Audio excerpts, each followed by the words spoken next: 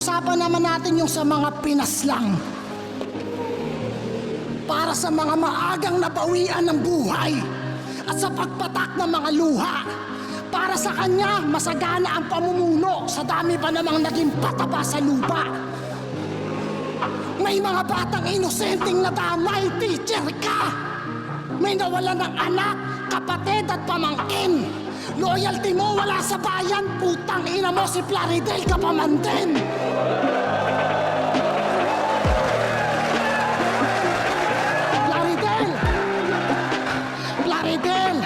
Plaridel, mahiya ka kila Luna.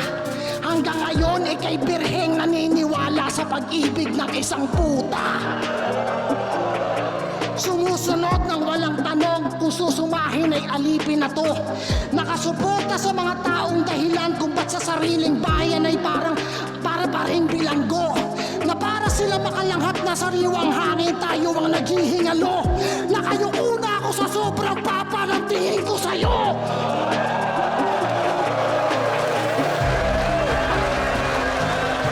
Ano? Iyak na lang kayo? Humanda kayo sa 2028? O ba't sino bang nabudol? Kami ba? Tinutulan na yan dating-dati pa.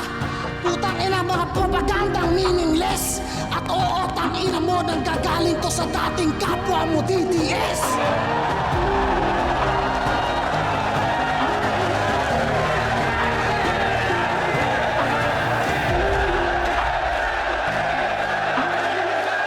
Ano? Budol? Tangina tinutulan na yan dating-dati pa. Anong unity? Pre, Pilipino, laban sa mga babang abuso, yun ang tunay na pagkakaisa. E paano kung yung mga pinagdaanan ng iba, yun naman ang maranasan mo? Ikaw naman yung malagay sa sitwasyon na dating nilalait-lait at tinatawan-tawanan nyo. Paano kung ikaw naman yung walang kalaban-laban? Paano pag nagkaganto? Tipong wala na sa guhit ng palad, wala na sa kalyo, kundi nasa dulo ng daliri yung kapalaran mo. Sabay, bang-bang sa magkabilang tuhod habang sa sahig nakatukod ang mga kabaho.